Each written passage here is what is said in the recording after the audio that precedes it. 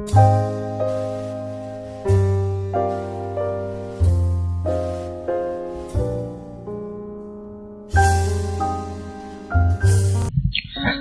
bismillah. Assalamualaikum warahmatullahi wabarakatuh.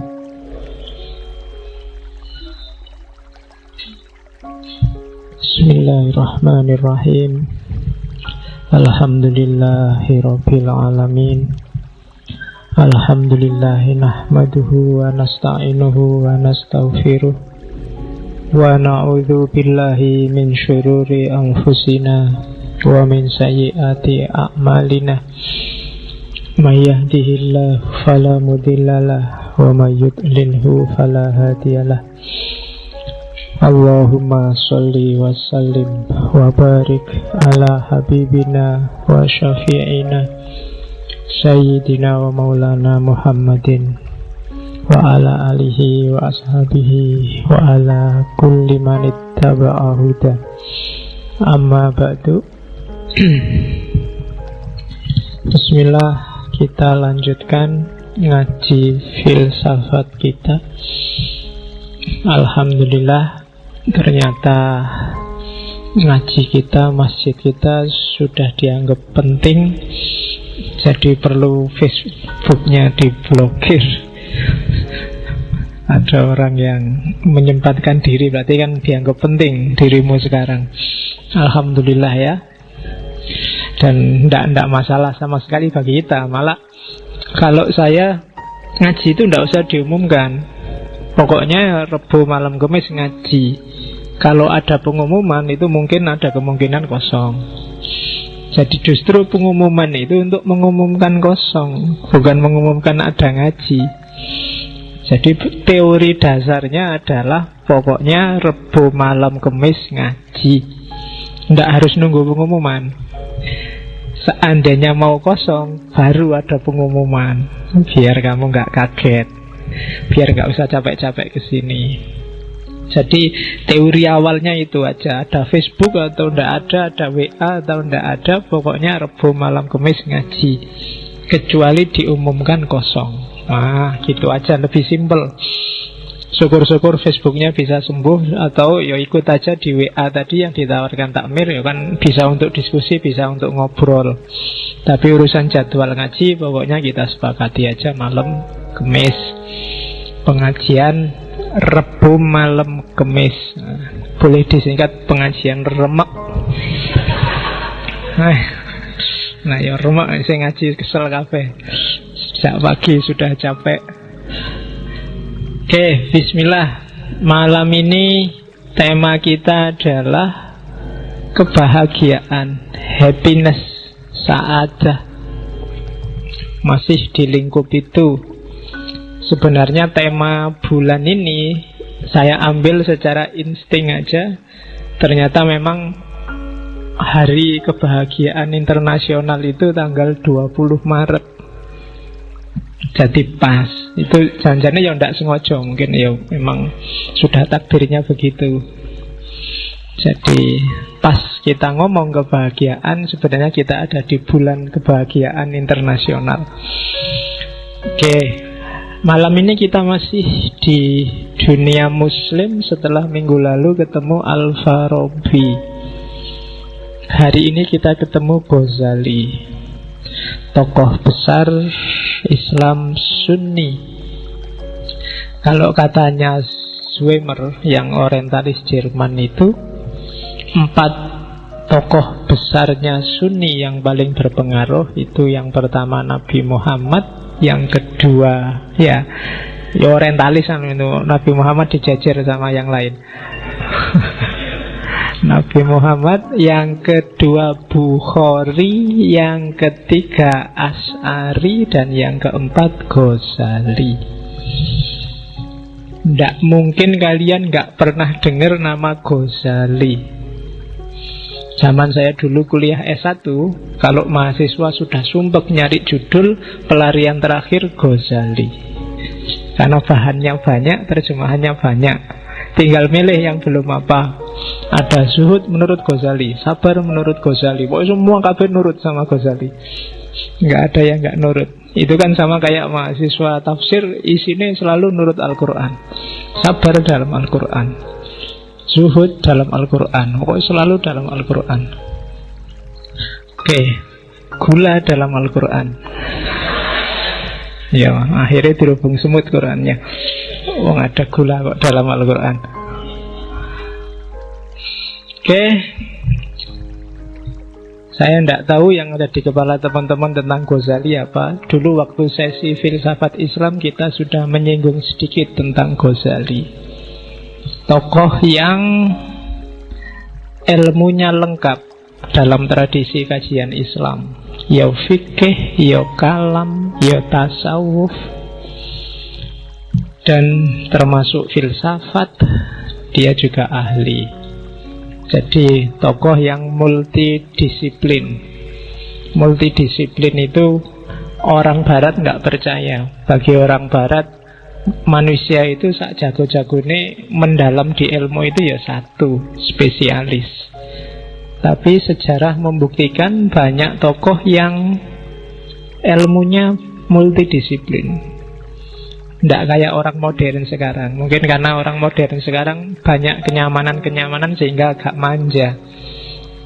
Tapi orang dulu meskipun hanya bekalnya tinta yang dicelup, lampu yang tidak terlalu terang, tapi karyanya luar biasa, ratusan. Kita sekarang yang fasilitasnya luar biasa, pingin kitab apa tinggal download. Tapi kan akhirnya kita jadi manja. Zaman dulu para ulama nyari satu hadis saja bisa jalan berbulan-bulan. Kamu download Maktabah Samilah itu dapat ribuan hadis langsung, tapi dibuka aja enggak. Oh, itu menurut saya kemanjaan postmodern. Jadi kita jadinya generasi yang tidak tangguh di bidang sains. Padahal dulu sudah mati-matian dicontohkan oleh generasi Islam awal. Ghazali itu kitabnya ratusan, meskipun banyak diantaranya yang lenyap. Seiring dengan surutnya kekhalifahan Islam, Ghazali lahir ketika Baghdad hampir jatuh. Sampai Baghdad jatuh diganti Seljuk. Dan nanti sekitar tahun 1100, saya apal tahun meninggalnya Ghazali karena mudah diingat, 1111. Kalau lahirnya 1059, jadi meninggalnya masih muda, 52 tahun. Tapi karyanya luar biasa.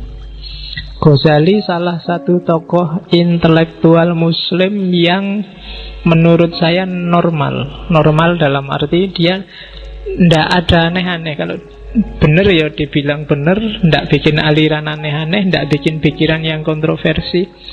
Tulisannya juga, dia filosofatnya sangat tinggi, tasawufnya sangat tinggi. Tapi kalau dia nulis, dia paham audiennya. Jadi kitab-kitabnya Ghazali itu lumayan mudah dipahami. Saya membayangkan nanti kita ada sesi khusus 1 bulan ngomong Ghazali. Kita ambil 4 kitabnya yang bau filsafat. Yang pertama jelas Tahafut. Yang kedua Tahafutul Falasifah. Yang kedua Al-Munqidh Minadz Dhalal. Yang ketiga Maqasidul Falasifah. Yang keempat mungkin bisa Qistosul Mustaqim, atau kita cari yang lain seandainya ada yang lebih berbau filosofis. Tapi next time, pada saatnya, kalau moodnya ada ya. Karena mood itu kan nunggu ilham dari atas. Sudah saatnya kayak ada beberapa teman yang ngasih pertanyaan ke saya lewat Facebook, ada yang tak jawab, ada yang belum. Ya alasannya simpel, nunggu mood aja. Daripada tak jawab sedang tak mood, nanti nggak nyambung. Atau ada yang nanya apa, tak jawab apa. Karena kalau tak jawab sesuai dengan kebutuhanmu, nanti mungkin kamu tidak akan nyampe. Jadi Ada trik-trik kayak gitu. Tapi monggo yang masih mau tanya, cuma sabarlah untuk nunggu jawaban.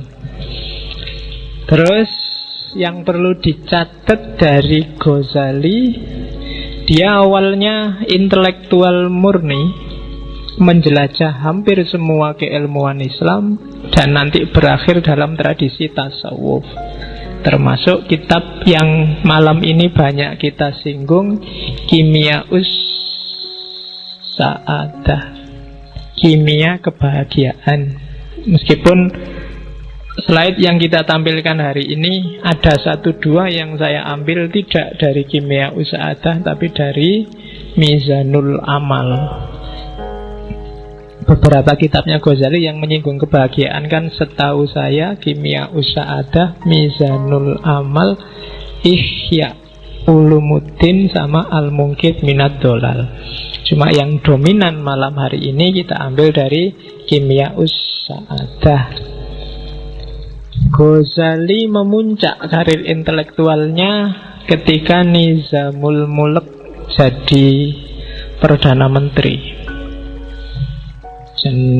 Dan dia mulai susut dalam arti berbalik dari tradisi intelektual kerajaan menjadi tradisi tasawuf itu setelah Nizamul Mulk terbunuh.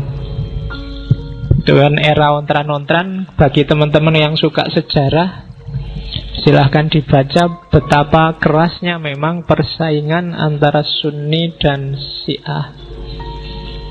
Di antara akibat negatifnya itu, nanti kan ada di kalangan Syiah Ismailiyah ada garis keras yang namanya Nizariyah.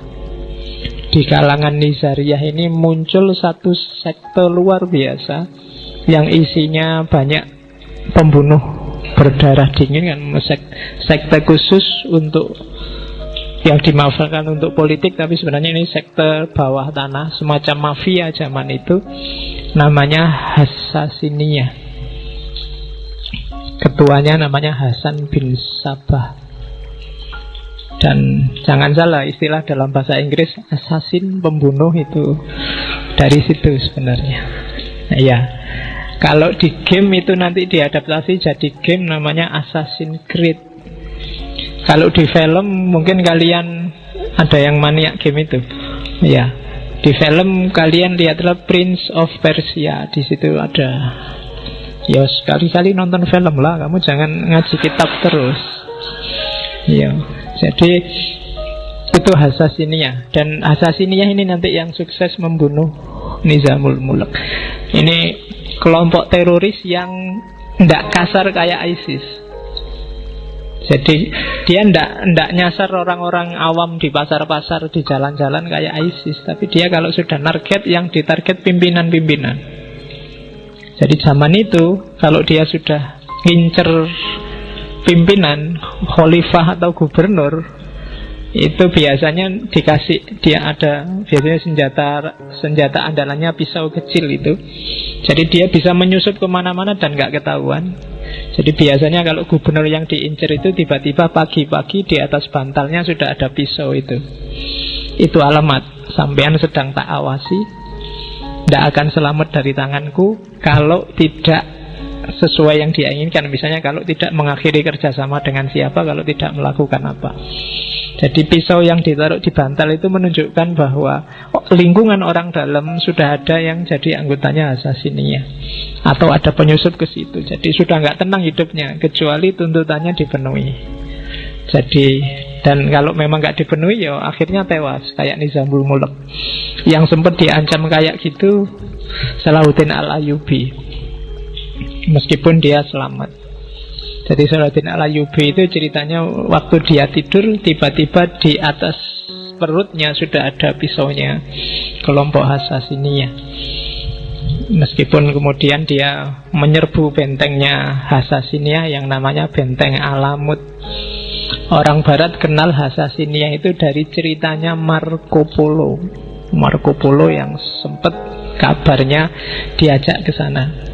Dan uniknya kelompok Hasasiniyah ini kalau merekrut orang itu militansinya luar biasa, karena nganggap Hasan bin Sabah ini orang yang punya hubungan khusus sama Tuhan. Jadi ada cerita, saya nggak tahu benar apa enggak. Jadi kalau misalnya sampean direkrut, itu biasanya dibikin mabuk, dibikin teler sampai pingsan, terus dibawa ke bentengnya. Cuma di situ bentengnya dimodel kayak surga, ada bidadari, ada makanan enak, ada. Jadi waktu pingsan terus sadar dia, jangan-jangan ini di surga ya.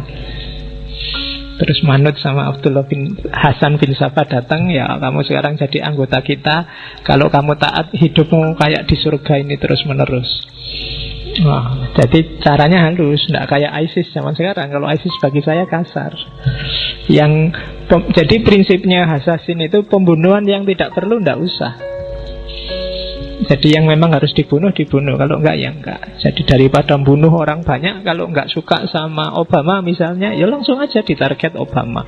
Obama tewas kan selesai. Enggak suka sama Jokowi, ya Jokowi aja. Ya, daripada demo tawuran di jalan, ya langsung aja target aja sama. Loh, itu contohnya. Dan di era kekacauan politik kayak gini, nanti Ghazali melakukan konversi dari tradisi intelektual istana jadi tradisi sufi. Dalam cerita dia 10-12 tahun mengembara uzlah. Dan disitulah nanti karya-karya sufi besarnya lahir, termasuk Kimia Usa'adah. Kimia Usa'adah ini termasuk karya-karya paling akhir setelah Ihya Ulumuddin. Jadi semacam klimaksnya. Dan ada cerita kenapa dia konversi dari tradisi intelektual ke tradisi sufi, karena dia tertarik oleh ilmunya adiknya. Adiknya ini sufi lebih dulu, Ahmad Al-Ghazali. Kalau Ghazali kan namanya Muhammad. Abu Hamid Muhammad bin Muhammad bin Muhammad, 3 kali Muhammadnya, baru Al-Ghazali At-Tusi As-Syafi'i Al-As'ari. Jadi namanya Muhammad, kakeknya namanya Muhammad, kemudian buyutnya juga namanya Muhammad, canggahnya namanya Muhammad. Jadi anaknya namanya Hamid. At-Tusi karena lahir di Tus, fikihnya Syafi'i, kalamnya As'ari. Jadi namanya banyak. Kalian juga boleh gitu, bikin nama yang panjang gitu. Oke. Ya. Meninggal tahun 1511. Dan ya karena dia sufi, jadi sudah mengerti, kalau bahasa sufinya ngerti alamul ghaib wasyahadah. Kabarnya sebelum meninggal dia ngerti kalau mau meninggal. Jadi satu pagi di satu subuh, setelah sholat subuh, terus tanya ke adiknya, ini hari apa? Hari Senin. Terus dia ngerti, tolong aku ambilkan kain kafan. Diambilkan kain kafan, terus kain kafannya dicium, terus duduk selonjor, kakinya diselonjorkan sambil semacam orang nunggu waktu. Jadi yang intinya, aku siap dipanggil hari ini, selamat datang malaikat maut, kutunggu kedatanganmu. Ya, dari sambil selonjor pagi-pagi dia ngerti itu. Terus konon ada yang tanya, Syekh, mbok, saya dikasih wasiat terakhir. Kalimatnya hanya satu, kamu harus ikhlas. Yang lain, kamu harus ikhlas. Bolak-balik ngomong kamu harus ikhlas. Terus meninggal dengan kain kafan yang sudah siap, apa-apanya siap. Jadi tinggal langsung berangkat. Nanti setelah dia meninggal, di bawah bantalnya itu ada surat yang terkenal sekali, berisi syair panjang. Ya antara lain intinya dia ngomong bahwa setelah ini aku pergi, tidak usah ditangisi, karena yang kamu lihat sekarang itu hanya seonggok daging. Jadi aku tidak kemana-mana, aku hanya ganti baju. Jadi rohku bersatu dengan hakikatnya, dan jiwaku bukan yang kamu lihat itu. Ghazali bukan yang kamu lihat itu. Yang kamu lihat itu hanya bajunya kemarin. Nah itu nanti kamu lihat syair terakhirnya Ghazali terkenal sekali. Oke, karena Ghazali ngomongnya sering pakai bahasa yang mudah dipahami, kadang-kadang para pengkaji, para intelektual itu menganggap kurang tinggi analisisnya. Tapi menurut saya justru disitulah letak jeniusnya Ghazali. Filosof itu kadang-kadang kelemahannya sebenarnya pikirannya biasa-biasa, cuma cara ngomongnya bulat. Itu menurut saya problem. Itu yang bikin filsafat tidak disenangi orang. Dan Ghazali memecahkan problem itu menurut saya. Sementara yang pinter-pinter lebih merasa keren kalau pikirannya agak bulat. Kalau biasa-biasa aja dia merasa tidak canggih. Jadi filsafat yang gampang itu sering nggak dianggap menarik. Sama, tasawuf yang mudah itu sering-sering kalau cuma akhlak kayak gitu kurang canggih teorinya. Lebih canggih, wah betul wujud apa-apa gitu loh. Kan orang sering begitu. Oke, kita lihat ya kayak gimana Ghazali ngomong tentang kebahagiaan. Sebenarnya nanti hampir semua tokoh teorinya mirip-mirip, termasuk kemarin Plato, kemudian Farabi, dan hari ini Ghazali. Kita lihat bagaimana Ghazali menerjemahkan pikiran-pikirannya Plato yang kemarin jelimet atau Al-Farabi dalam bahasa yang lebih sederhana dan lebih mudah dipahami. Oke, kalau ini dari Mizanul Amal. Jadi katanya Ghazali, ya pingin bahagia itu simple. Kita sudah punya semua fasilitasnya. Allah sudah ngasih kita. Apa yang dikasih? Kenikmatan duniawi dan kenikmatan ukhrawi. Semuanya nikmat. Yang pertama, ini ranking 1, 2, 3, 4, 5 itu ranking. Ranking paling atas itu nikmat ukhrawiyah, nikmat besok di akhirat. Sukar dijelaskan, percayalah saja. Karena kalau dijelaskan, penjelasannya pasti tidak bisa eksak. Hasilnya biasanya malah debat. Besok di akhirat kayak gimana? Berapa ya dinginnya surga? Berapa ya panasnya neraka? Kira-kira surga itu kalau pakai AC itu berapa PK kira-kira? Yang itu susah membayangkan. Ngomong yang eskatologis itu hanya bisa dipercaya. Tapi di sana digambarkan nikmat luar biasa. Cuma kenikmatan surga tidak akan bisa dicapai kalau kita tidak ketemu dengan nikmatnya jiwa, keutamaan nafsiyah. Kalau di dunia ini jiwamu galau, tidak tenang, entah karena apa, tidak mutmainnah, ya kamu tidak akan ketemu kenikmatan ukhrawi. Makanya kan di Al-Fajr itu, ya ayyatuhan nafsul mutmainnah. Kalau makomnya jiwamu belum nyampe mutmainnah, kamu tidak akan ketemu nikmatnya ukhrawi. Jadi jiwamu harus stabil dan nikmat dulu. Kalau di Mizanul Amal, cari nikmatnya jiwa gimana Pak? Yang pertama akalmu, dia akan merasa nikmat dengan ilmu. Jadi kita punya akal, bagian dari jiwa kan akal itu. Dia akan nikmat kalau dapat ilmu. Maka sering-seringlah ngasih gizi ke akalmu dengan ilmu. Semakin banyak dia dikasih suplemen ilmu, semakin dia akan merasa senang dan aman. Paham itu bikin tenang, tidak paham itu bikin galau. Teori paling gampang itu. Maka akalmu kasihlah dia kenikmatan dengan ilmu. Terus dirimu, maksudnya kedirianmu, pribadimu, bikinlah dia nikmat dengan Warok. Warok itu menjaga diri. Jangan ngawur hidupmu kalau pengen tenang.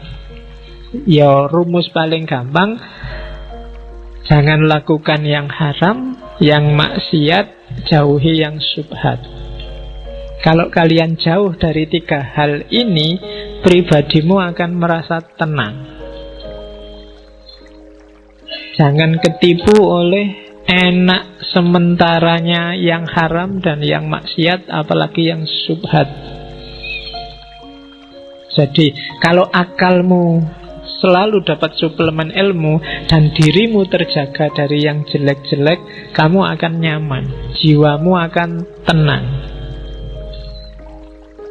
Terus yang ketiga, meskipun begitu, kamu juga harus memanjakan jiwamu dengan kesungguhan dan keberanian. Hiduplah yang serius, hiduplah yang punya cita-cita, punya target, dan berani. Yang keempat, adil. Adil itu hiduplah secara proporsional, baik di level fisik maupun di level rohani.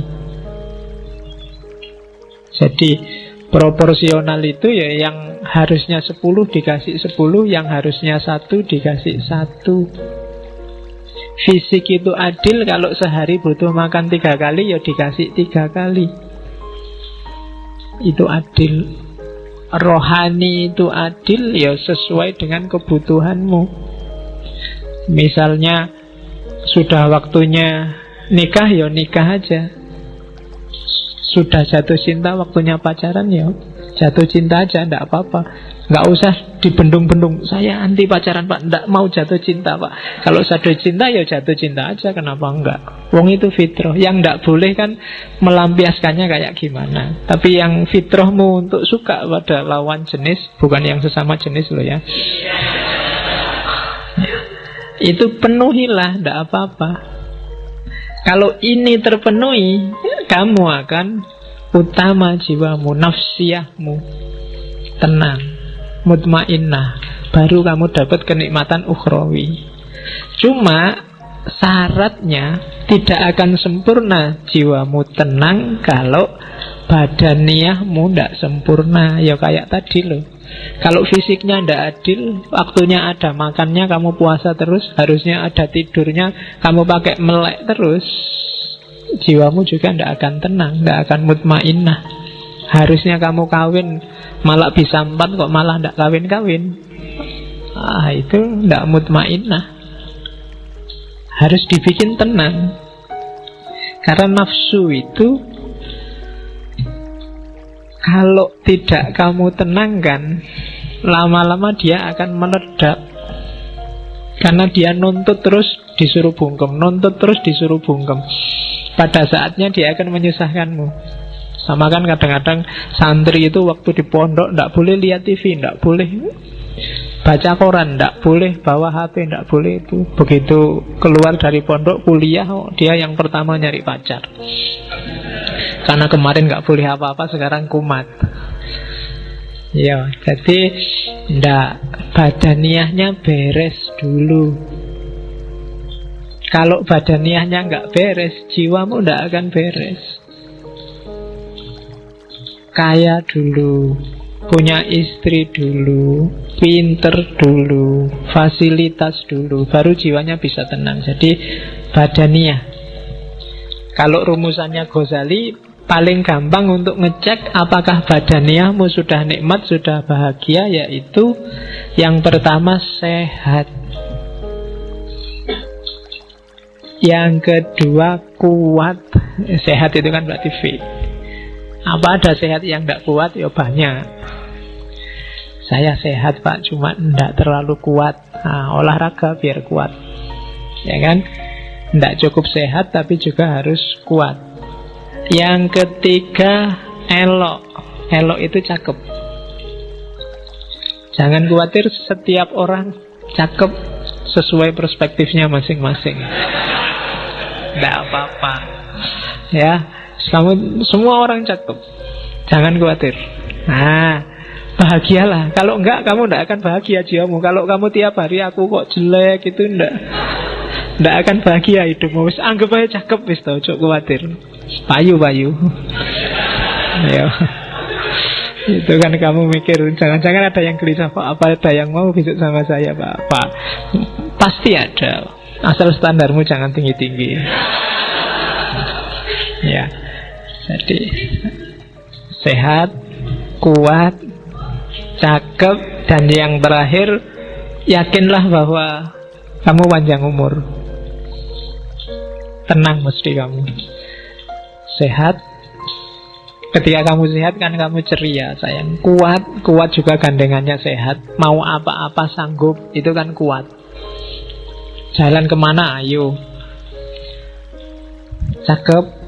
Jadi kamu merasa pokoknya tidak ada celahnya diriku ini. Allah ngasih aku lengkap, alhamdulillah. Dan panjang umur. Orang yang merasa punya kualifikasi 4 ini secara badannya, maka dia sebenarnya sedang bahagia secara fisik. Cuma selanjutnya, untuk nikmat badaniyah kita butuh kenikmatan eksternal dari dunia di luar diri kita. Kita butuh punya harta, itu kan di luar. Kita butuh punya keluarga, itu di luar. Kita butuh dihormati orang, itu juga dari luar. Jadi kita butuh kenikmatan dari yang di luar diri. Dari kenikmatan di luar diri itulah diri kita akan merasa nikmat secara fisik. Dari nikmat secara fisik itu kita akan nikmat secara rohani, secara jiwa. Dari kenikmatan rohani itu pada akhirnya secara ukhrawi nanti kita juga akan nikmat. Cuma kenikmatan dari luar itu butuh pelengkap luar yang sangat luar. Apa bahasanya?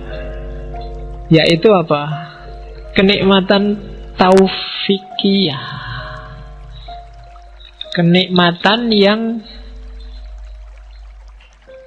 menunjukkan kalian merasa bahwa Allah itu sayang padamu dan ngasih banyak padamu.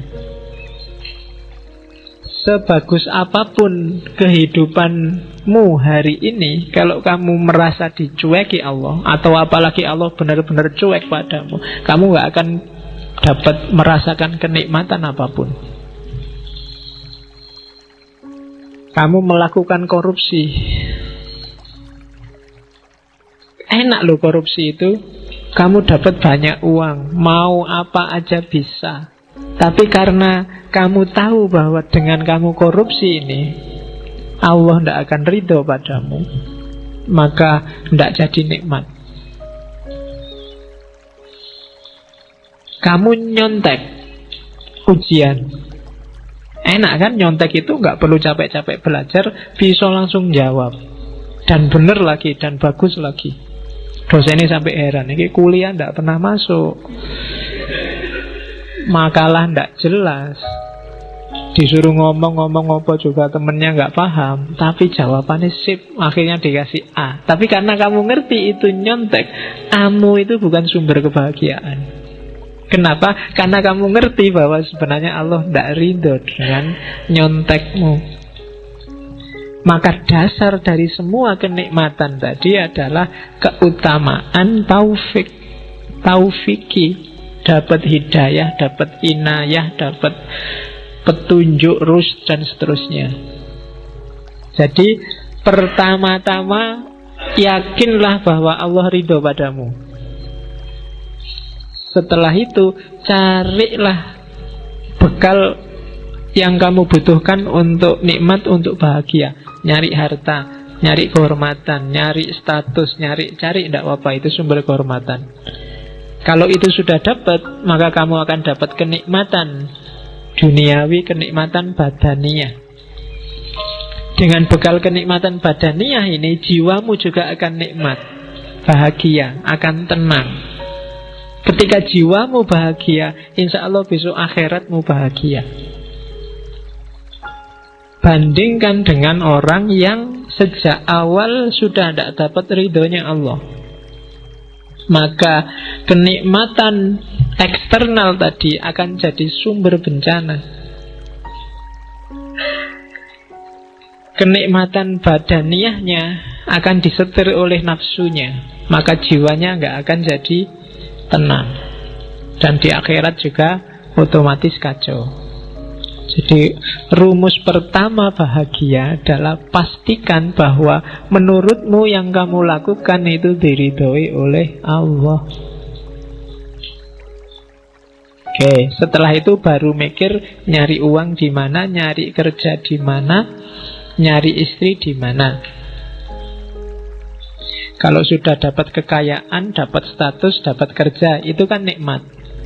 Hasilnya semua itu kenikmatan badaniahmu. Kamu jadi sehat, kamu jadi kuat, kamu jadi elok, kamu jadi tampan. Kemarin gak punya duit, beli sampo sama sabun aja. Kan, kalau duitnya banyak kan sekarang santai, beli parfum, beli make up, malah bisa. Kalau itu sudah terpenuhi kan jiwamu kan tenang. Dan setelah jiwamu tenang, kamu nambah lagi menyempurnakan jiwamu, misalnya dengan cari ilmu, dengan memelihara diri, dan seterusnya. Maka ketika kamu meninggal, kamu akan mutmainnah, dan kamu akan dapat kebahagiaan ukhrawi.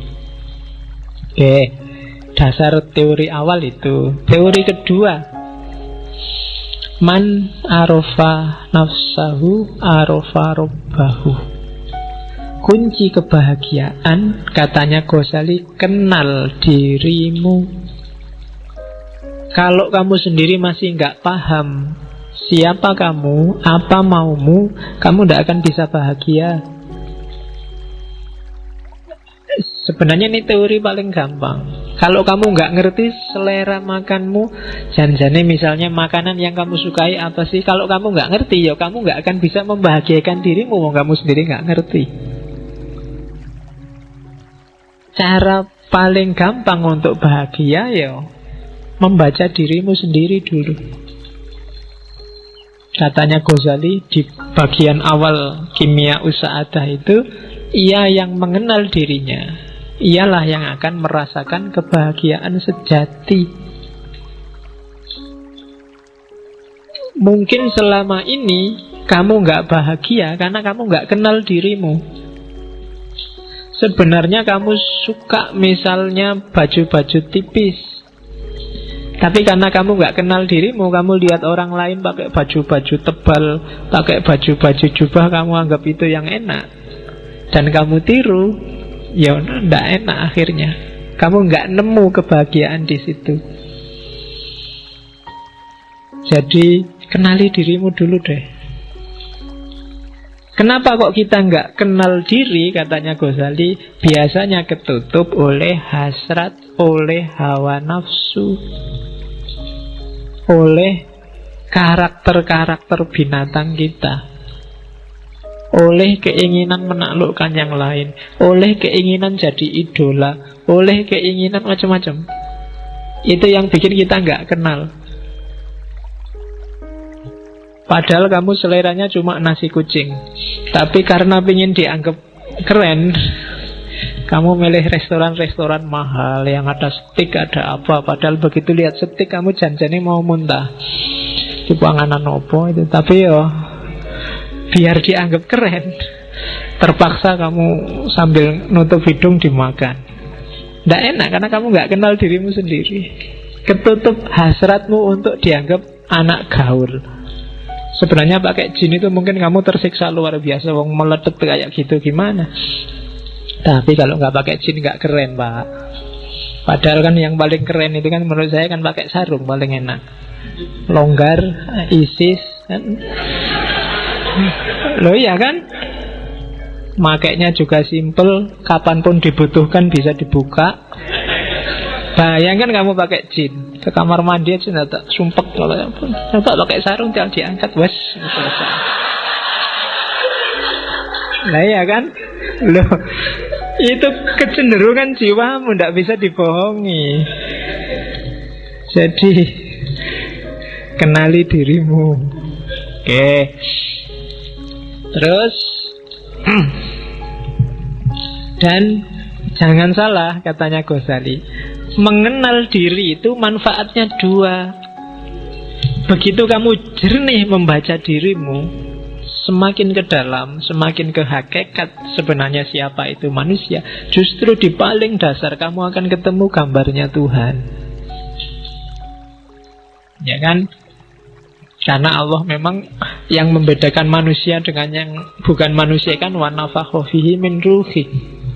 Dalam diri kita ditiupkan ruh dari Allah. Dan itu citranya, gambarnya ruh dalam diri kita, itu gambarnya Allah. Jadi begitu kamu kenal dirimu yang sejati, hakikatnya kamu kenal Allah. Jangan dibayangkan, kalau mau lakukan, bersihkan dirimu sebersih-bersihnya, singkirkan dari debu-debunya. Ghazali kan yang terkenal bikin analogi cermin itu kan. Semakin nafsu menguasaimu, semakin gelap cerminmu. Kayak kamu maksiat sekali, ada titik hitam satu. Semakin banyak maksiat, titik hitamnya semakin banyak. Sehingga kamu tidak bisa sudah lihat ke dalam dirimu. Akhirnya kamu tertipu oleh titik-titik hitam itu. Kamu anggap yang penting yang titik-titik hitam itu. Padahal kalau kamu bisa bersihkan itu, kamu sisihkan itu semua, kamu akan melihat bahwa sebenarnya itulah hakikat dirimu dan sekaligus itulah Tuhanmu. Oke, jadi kunci bahagia pertama, kenali dirimu. Saya tidak tahu pernah nggak teman-teman sekali-sekali mikir tentang dirimu sendiri. Mungkin paling tidak kayak tadi, nanti kalau ada waktu ya bikin semacam muhasabah, semacam tafakkur. Tipe orang kayak gimana sih kamu itu? Yang kamu sukai apa, yang tidak disukai apa? Cita-citamu apa saja? Keinginanmu apa saja? Terus kamu cek, ini keinginan ini sifatnya kayak gimana sih? Positif apa negatif? Kalau negatif, kenapa kok negatif?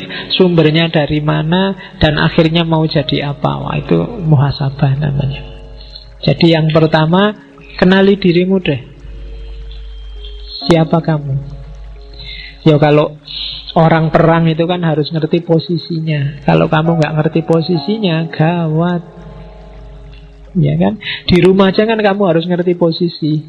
Kamu itu anak, opo bapak, opo ibu, opo adik, apa kan harus jelas. Kalau kamu di rumahmu anak tapi merasa kayak bapak, kan gawat.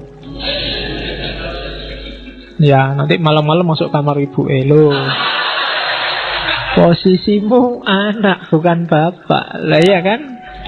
Harus jelas. Nah, itu maka kamu dalam hidup ya gitu harus muhasabah. Janjane kamu itu teman, apa sahabat, apa pacar, apa musuh kan juga harus jelas.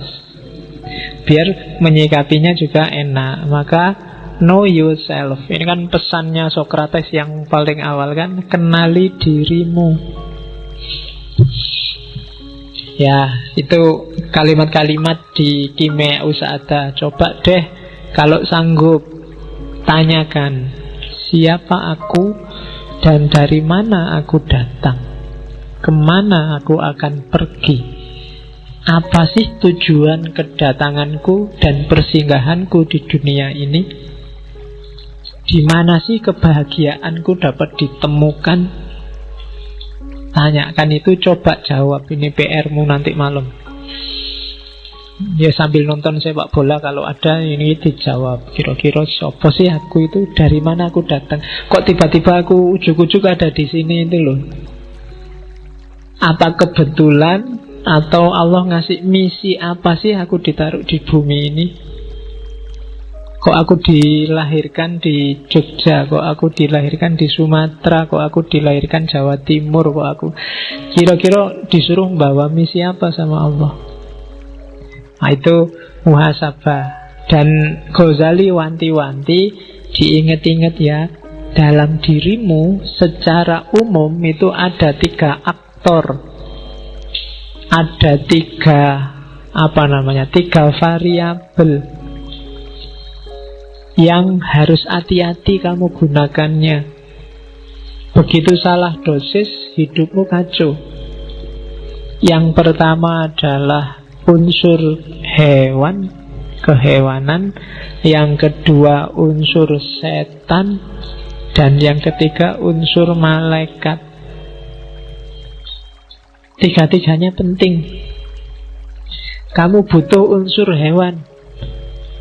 Kalau kamu nggak punya unsur hewan, gawat. Kamu nggak punya ambisi, nggak punya cita-cita, kamu akan jadi orang yang pasif, nggak kreatif. Mungkin kamu bisa nggak punya anak kalau nggak punya unsur kehewanan. Karena, wah saya nafsu kayak gitu, nggak lah pak, malah gawat. Harus punya yang itu. Cuma dosisnya dan caranya diatur. Jangan sembarangan. Nah, kalau sembarangan jadi hewan beneran. Jadi bukan lagi manusia yang punya unsur kehewanan, tapi hewan yang punya unsur kemanusiaan. Walik. Jadi harus ada. Setan juga begitu. Belajarlah dari setan apa? Kecerdikannya. Setan itu pinter, cerdik. Gak gampang loh bisa bohongi orang, ngerayu orang, diplomasi. Itu perlu belajar dari setan. Ya kan? Loh, kalau gak cerdas luar biasa, gak bisa jadi setan. Kamu bisa mengerayu orang, orangnya punya akal. Manusia kan dikasih bekal akal. Dan itu setan ditantang untuk menaklukkan. Dan sering sukses. Ya kan? Loh, setan itu kan sering sukses. Kadang-kadang setannya belum ngapa-ngapain itu sudah sukses. Setannya ya geleng-geleng kepala, dan menungso belum diapa-apain wis manut. Oke. Dan malaikat, jangan salah, dalam dirimu ada malaikat. Potensi untuk pasrah, tunduk total 100% pada Allah tanpa bantah. Karakter-karakter baik 100%. Cuma malaikat yang murni, tidak ada hewannya, tidak ada setannya. Ya. Jadi tidak manusiawi. Jadi manusia itu mix antara 3-tiganya. Jadi bukan 3-tiganya dibuang atau dipilih yang mana, tapi kontrollah 3-tiganya sesuai dengan dosisnya masing-masing. Kalian harus ngerti dosisnya, ngerti takarannya. Jangan berlebihan. Katanya Ghazali, untuk bisa ngerti takarannya, yang ngontrol harus akal. Kenapa harus akal? Gambarannya kayak kota, katanya Ghazali. Jadi jiwa kita itu adalah kota besar. Rajanya beda sama Farabi kemarin. Rajanya bukan akal, tapi hati. Kolab. Jadi katanya Ghazali, ndak, akal itu bukan rajanya. Akal itu tunduk pada kolab. Suka dan tidak suka, kecenderungan batinmu. Jadi Ghazali melihat manusia itu disetir oleh kecenderungannya. Akal, dalil, argumen, pikiran itu datang belakangan mendukung kecenderungan hatinya. Maka bereskan dulu hatimu.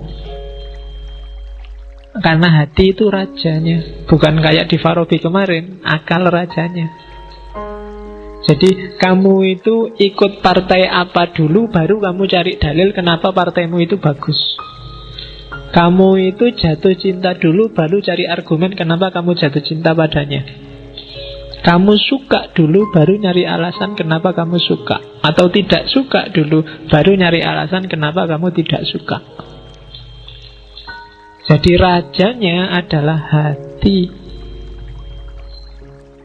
Maka Kan banyak pengajian manajemen kolbu. Nah, itu bahas raja. Ya besok kita bikin tandingannya, manajemen akal. Ya. Jadi tugasnya akal apa? Akal panglima perang. Hati itu tugasnya ngasih nasihat, berfatwa.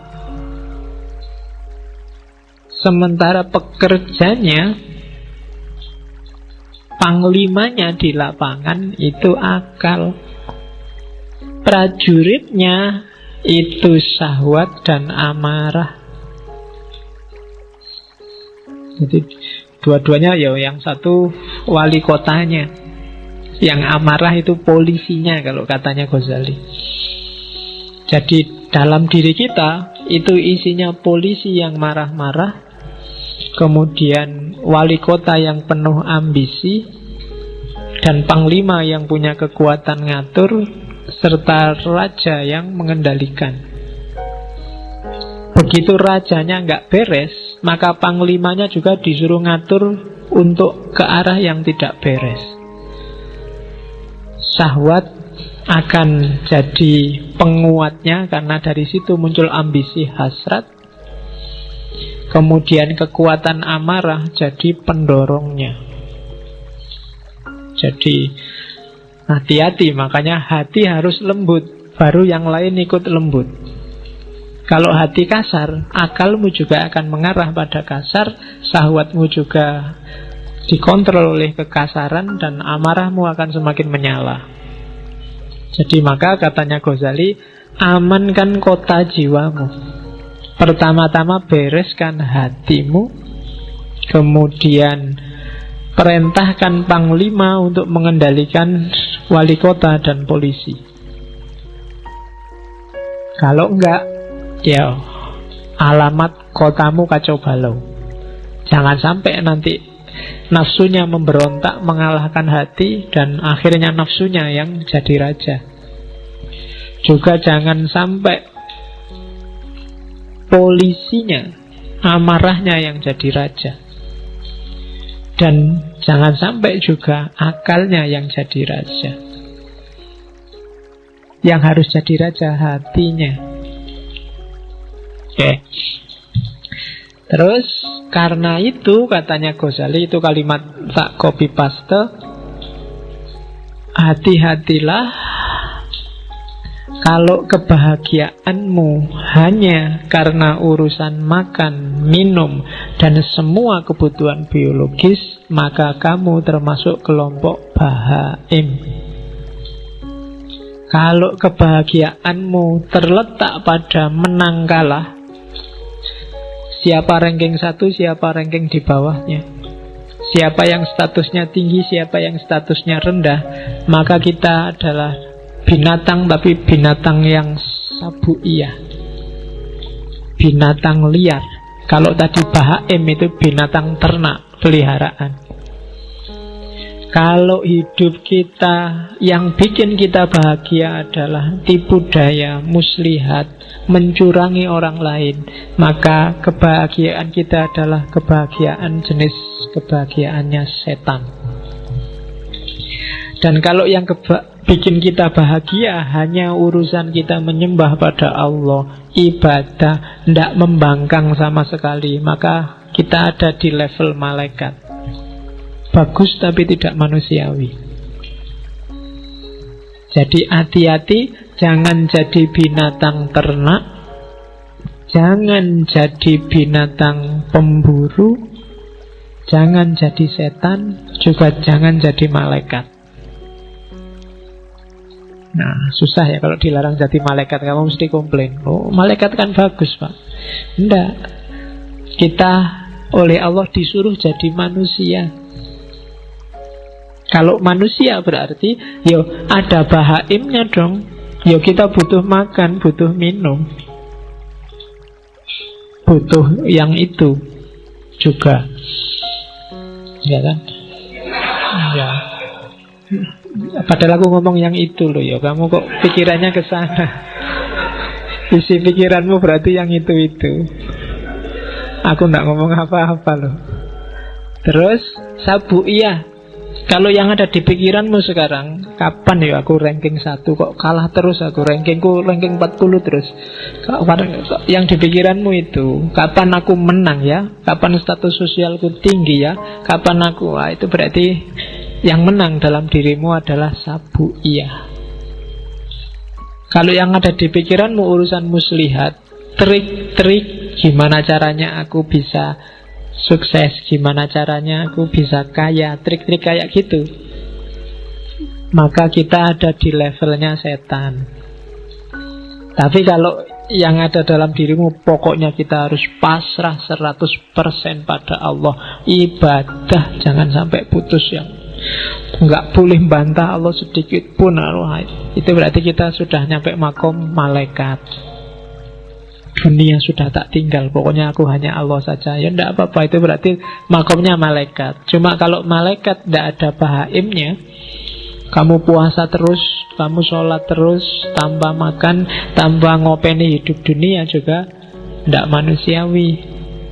Tidak ada sabu'iyahnya, kamu nggak punya hasrat, nggak punya ambisi, nggak punya cita-cita, kamu juga tidak manusiawi, tidak akan bisa menjalankan perintahnya Allah untuk jadi khalifah di muka bumi. Kalau kamu tidak kayak setan, tidak cerdas, tidak kreatif, ya kan? Licik itu bagus untuk hal yang baik. Setan itu kan untuk hal yang jelek. Licik itu kan berarti mikir, nyari celah yang orang lain nggak melihat. Oh, itu untuk hal-hal yang bagus, kamu namanya kreatif. Gitu. Ya kayak Hasan bin Sabah tadi kan, Hasasin kan, dia nggak bunuh kan, itu kan pinter. Karena jahat maka namanya licik. Tinggal naruh pisau di bantalnya musuhnya, sudah selesai. Nggak perlu harus ngebom lah, nggak perlu bom bunuh diri lah, nggak perlu capek-capek. Naruh aja di, kalau ada mobil Jokowi lewat, kamu taruh pisau di kursinya Jokowi, itu selesai. Kalau kamu nggak ditangkap ajudannya loh. Jadi coba hati-hati, dikontrol lagi apa yang bikin kamu bahagia. Kalau yang bikin kamu bahagia luar biasa adalah ketika kamu ranking 1 dan semua temenmu kalah, maka ada sabu'iyah yang dominan dalam dirimu. Kalau yang bikin kamu seneng pokoknya punya uang banyak, terus saya bisa makan enak, terus bisa kawin, bisa, itu berarti yang dominan dalam dirimu adalah bahaim. Kalau yang ada di kepalamu hanya gimana caranya saya mengabdi 100% pada Allah, gimana caranya meninggalkan dunia yang tidak penting, maka kamu ada di level malaikat. Oke, itu teori selanjutnya tentang kebahagiaan dari kimia sa'adah. Oleh karena itu, katanya Ghazali, untuk bahagia waspadai 2 hal dan penuhi 1 hal. Waspadai syahwat dan amarahmu, dan carilah bekal ilmu. Untuk ngerti semua tadi, untuk bisa kamu muhasabah secara pas dan sesuai, satu-satunya jalan adalah ilmu. Kamu ngerti yang sedang main ini binatang apa malaikat, harus ngerti ilmu. Kalau enggak, ya kamu enggak bisa muhasabah dengan baik. Nah, ini kan ujungnya sebenarnya sama kayak Plato dan Al-Farabi kemarin. Jalan untuk bahagia itu ya ilmu. Dengan ilmu orang bisa melakukan kebaikan. Setelah dia melakukan kebaikan pasti bahagia. Kalau di Ghazali kan dibalik. Karena kalau orang awam ujuk-ujuk disuruh pakai ilmu mesti males. Wah, kok ilmu belajar ya, baca buku ya, mau males duluan. Tapi diawali dari, kamu pengen hidup enak enggak? Ya pengen. Kalau pengen hidup enak, ya kontrol dong nafsumu, amarahmu, nanti kamu bisa bahagia. Caranya gimana? Ya ilmu. Jadi ilmunya di belakang. Kalau orang awam lebih enak ditawari manfaatnya dulu. Kalau ditawari ilmu di depan sudah males. Belajarlah biar kamu pinter. Wis tahu mesti. Wis kan dhisik ya ngono. Cuma kalau dibalik, wah, pinter lah. Kalau pinter kamu dapat manfaat gini. Caranya gimana? Ya belajar. Itu kan lebih ringan kalau bagi orang awam. Tapi kalau belum kamu dikasih sholat lah, tahajud, wah males ngantuk. Tapi kalau diawali dari, kalau kamu pingin dapat rezeki lancar, istri cantik, apa? Sholat lah, tahajud lah. Itu kalau ngerti embel-embelnya di depan, mesti agak semangat di belakang. Nah, ini logika awam. Dan Ghazali paham betul ini, cara dia memainkan cara berpikirnya orang awam. Oke, jadi jalan kebahagiaan yang sejati, katanya Ghazali, ya, kuasai amarah dan syahwat. Jalannya pakai kekuasaan ilmu. Dan puncaknya ilmu itu ma'rifatullah, kenal Allah. Kalau sudah ilmunya sudah nyampe ma'rifatullah, semua pasti akan tertib. Kamu akan menemukan kebahagiaan sejati. Ma'rifatullah itu dicapai tidak semata-mata dengan baca buku atau belajar teorinya. Beda sama ilmu yang lain. Tapi ma'rifatullah itu ketemunya harus dengan laku. Tidak bisa kamu ngerti teori jujur, tapi kamu harus benar-benar jujur. Nggak bisa kamu hanya ngerti teori berbakti pada orang tua, tapi kamu harus berbakti benar pada orang tua. Ma'rifatullah ilmu yang jenis itu. Jadi akan kamu peroleh sendiri kalau kamu dekat sama Allah. Jadi, dan untuk dekat sama Allah harus ada laku tertentu. Dan kalau orang yang sudah makrifat itu biasanya otomatis urusan yang lain semuanya beres. Sebelum semua urusan beres, orang tidak akan nyampe makrifat. Nah, itu jalan kebahagiaan.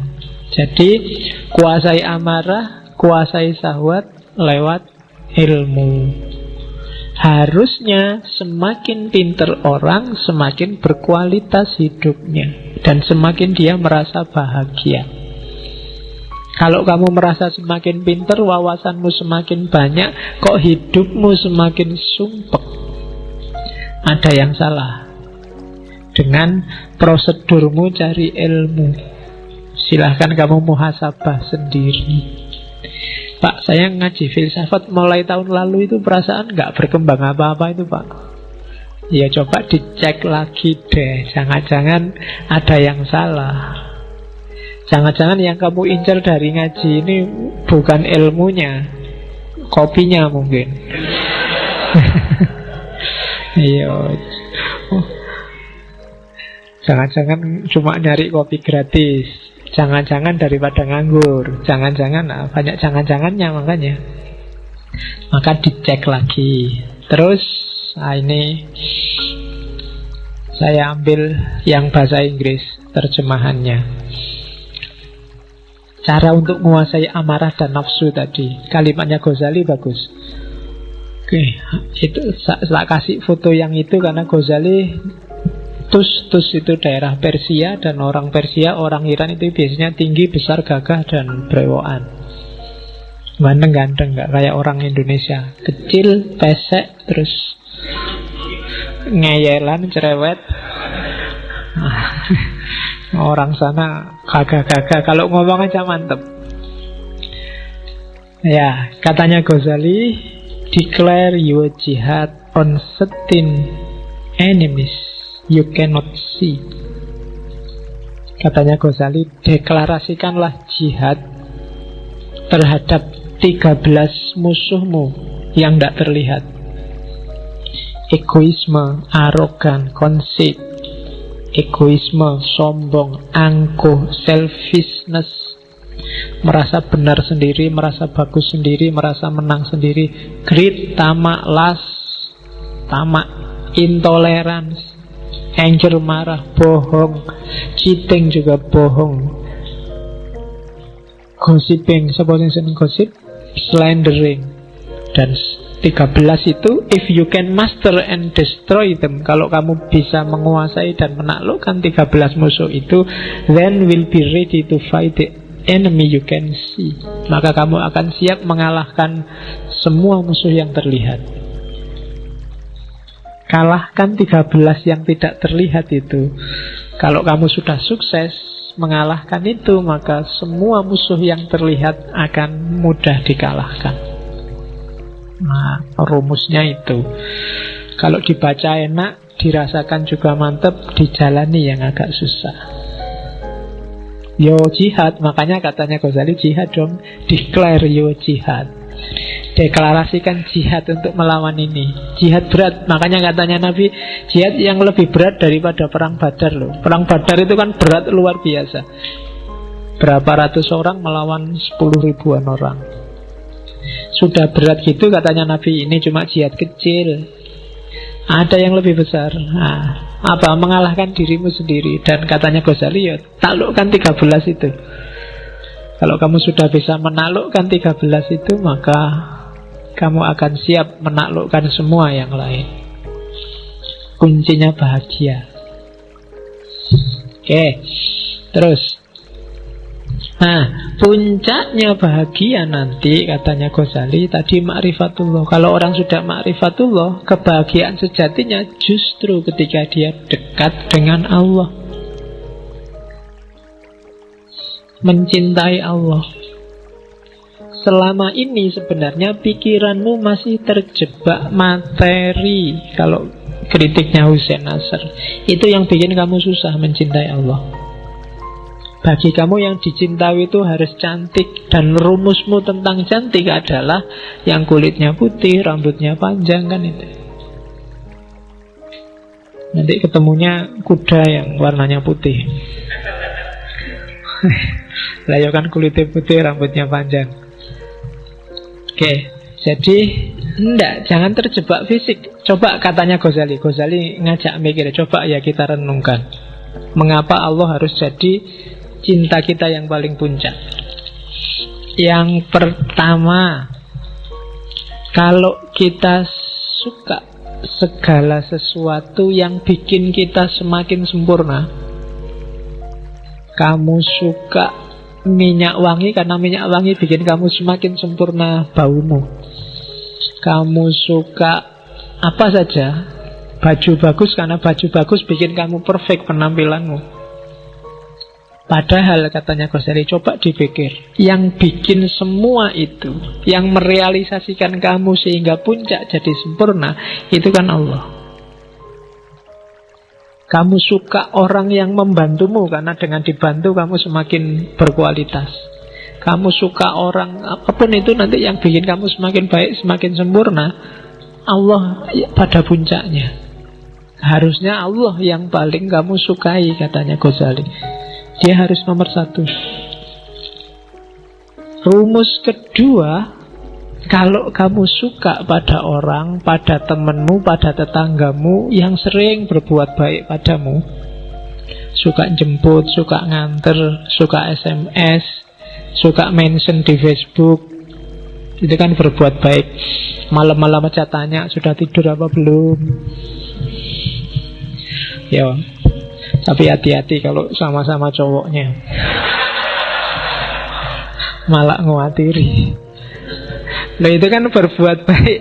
Seneng karena hatimu itu suka kalau ada orang berbuat baik padamu. Dan katanya Ghazali, loh, Allah itu justru kebaikannya puncak padamu. Semua dikasih padamu. Fasilitas apapun yang kamu butuhkan untuk hidup di muka bumi ini dikasih oleh Allah. Harusnya kamu jauh lebih suka pada Allah. Yang ketiga, katanya, kalau kamu suka pada orang baik, orang dermawan, kalau tadi kan untuk dirimu, untuk orang lain, kamu suka kan lihat orang, wah bagus ya Jokowi itu nolong orang miskin, wah bagus sekali, orang baik di mana-mana kan bikin kamu suka.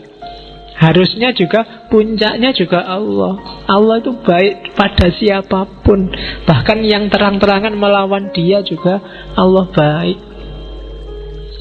Yang tiap hari mencaci maki Allah, orang-orang ateis itu, yang anggap Allah itu tidak ada, Allah itu jahat, Allah itu menyusahkan orang dan seterusnya. Loh, Allah masih berbuat baik pada mereka. Kalau Allah mau, begitu dia ngomong saat itu juga nyawanya hilang, bisa.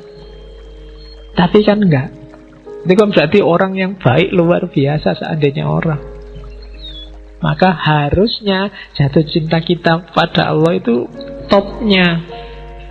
Kalau cuma manusia, dia ada batasnya. Kalau Allah nggak ada batasnya. Itu argumen keempat.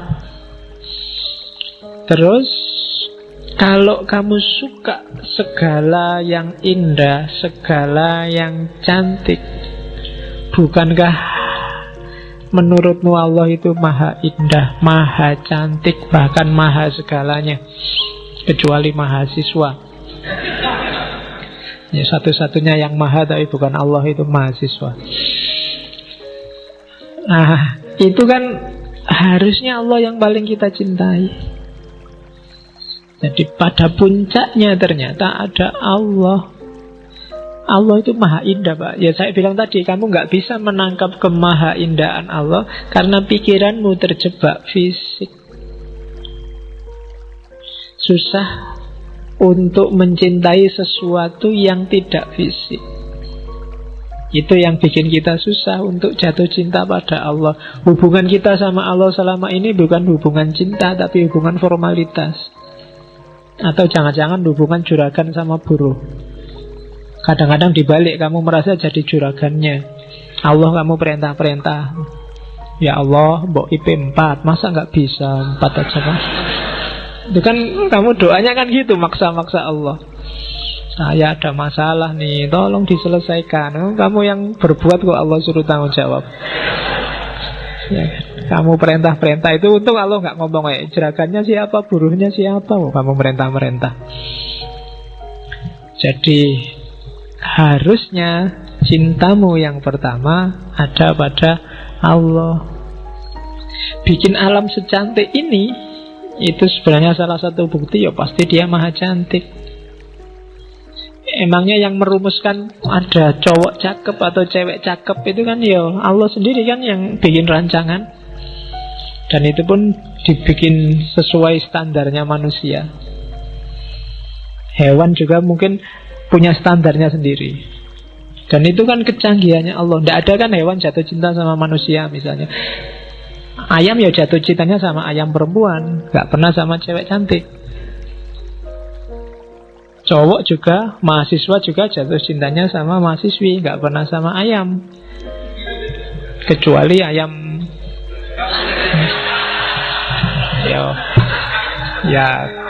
Ya kalau yang itu teorimu lebih canggih. Oke, saya kan tidak ngerti yang itu kamu. Kalau di situ saya lugu, Mas ya. Oke. Terus. Oke. Terakhir katanya Ghazali, kalau orang mencintai sesuatu karena cocok dengan dirinya, misalnya kamu baik, suka juga sama orang baik. Kamu orangnya suka makan, kamu juga suka sama orang yang suka makan. Kamu orangnya suka humor, kamu senang juga orang sama suka humor, dan seterusnya. Kalau kamu jeli, coba kamu cek bahwa Allah sangat sesuai dengan dirimu, dengan hidupmu. Kamu apa aja, Allah ada mahanya. Kamu adil, Allah maha adil. Kamu suka kedekatan, Allah maha dekat. Kamu suka keakraban, Allah maha akrab. Ya kan, Ra'uf, Rafiq, dan seterusnya. Bahkan kamu suka ketegasan, Allah syadidul iqab pada yang salah. Ada semua, mesti cocok. Makanya para sufi selalu nyuruh kita tahollak bi ahlakillah. Tirulah karakternya Allah. Kenapa kok bisa ditiru? Karena sama, sekufu sama kita meskipun beda level. Jadi Allah maha penyayang, kita menyayangi bisa. Allah maha pengasih, kita mengasihi bisa. Berarti sepadan. Harusnya kita jatuh cintanya sama Allah, katanya Ghazali. Lah kok bisa kita jatuh cinta pada yang bukan Allah? Pasti kamu sedang ketipu, katanya. Kamu ndak pol jatuh cintanya. Kamu masih main di level bawah. Coba pikir lagi, apa sih yang bikin kamu jatuh cinta sama harta? Harta bikin saya enak, Pak. Loh, Allah jauh lebih dari itu. Harta memenuhi kebutuhanku, Pak. Allah sejak dulu sebelum kamu lahir masih di perut ibumu dipenuhi kebutuhanmu. Apa yang bikin kamu jatuh cinta sama lawan jenismu? Ya enak, Pak. Enak apa nih wong belum kawin? Ya kan? Loh, Allah berkali lipat bikin kamu enak. Bahkan gak cuma lewat jalur itu, lewat jalur makan, lewat jalur ilmu, lewat jalur minum, lewat jalur persaudaraan, persahabatan, kekeluargaan. Itu kan nikmat-nikmat yang luar biasa. Harusnya kamu jatuh cinta dong pada Allah, bukan pada yang selain Allah. Nah, itu argumennya Ghazali. Nah, ini kalimat tak potong dari Kimia Sa'adah. Kebahagiaan tertinggi bagi seorang awam adalah surga, sementara kebahagiaan tertinggi bagi orang-orang khawas adalah ridhonya Allah. Jadi surga itu iming-iming bagi orang biar dia jalan menuju ridhonya Allah. Sama kayak anak kecil itu loh, ketika dia belum bisa jalan berdiri, untuk mancing dia bisa berdiri, ibunya ngasih, ayo pisang, ayo, pokoknya kegemarannya dia ditaruh di depannya biar dia berdiri meraih itu. Cuma targetnya ibunya biar anak ini berdiri dan bisa jalan. Ya kalau dia nyampe dikasih si pisang itu, tapi intinya kan alhamdulillah sekarang bisa jalan. Jadi itu logikanya surga sama ridhonya Allah. Kalau kamu menuju surga, kamu dapat ridhonya Allah. Dan juga sebenarnya kalau kamu menuju ridhonya Allah, surga jadi nggak penting. Kalau kamu sudah jalan seperti maunya ibumu tadi, pisangnya nggak penting lagi. Jadi ya dulu mungkin orang apa-apa kan serba matematis, sama Allah juga dagang. Kalau gini untungnya apa, kalau gitu untungnya apa. Sementara mikir abstrak agak susah. Maka ditawarilah dengan jannah, dengan surga yang ilustrasinya sangat fisik, ya sesuai jangkauan pikiran masyarakat zaman itu, bahwa di surga besok ada kolam susu, kolam madu, ada bidadari, ada, itu kan fisikal. Tapi puncaknya adalah sebenarnya keridhaan Allah. Apa ndak boleh, Pak, saya mimpi ke surga? Boleh. Jalanmu menuju surga adalah jalan yang sama sebenarnya menuju keridhaan Allah. Cuma kalau terminal akhirmu surga dan kamu berhenti di situ, matok di situ, mungkin kamu nggak ketemu keridhaan Allah. Akhirnya ibadahnya jadi matematis, disuruh apa-apa dihitung. Kalau saya sholat duha untungnya apa? Wah, rezekimu lancar. Oke. Ya kan? Kalau saya sholat tahajud apa? Wah, semua kebutuhanmu dipenuhi. Oke. Kan selalu gitu kamu negosiasi. Begitu kamu sholat duha lama, rezeki tidak lancar-lancar, Pak. Jangan-jangan bohong. Ya kan? Karena kamu pertimbangannya matematis. Seolah-olah Allah nggak ngasih apa-apa padamu. Karena hitunganmu ya harus kaya dengan sholat duha. Kalau saya sedekah 1.000, nanti dapatnya 70.000. Benar kok, Pak? Iya, janjinya Allah. Begitu nggak dapat 70.000, wah, bohong kan mana? Ya kan? Jadi itu yang manusia awam, katanya Ghazali, mikirnya selalu ke situ. Tapi ya ndak apa-apa, karena itu jalur yang sama kok menuju keridhaan Allah. Kalau memang ndak nyampe ya harus begitu retorikanya. Cuma semua innalillahi wa inna ilaihi, bukan wa ilal jannah. Semua dari Allah dan akan kembali ke Allah. Oke, terus ya. Nah, Tadi, kenapa kok kamu gagal mencintai Allah? Kenapa kok kamu gagal kenal sama Allah?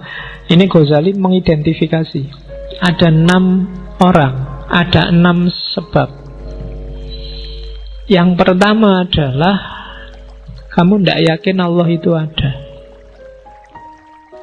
Jadi contohnya orang-orang kafir.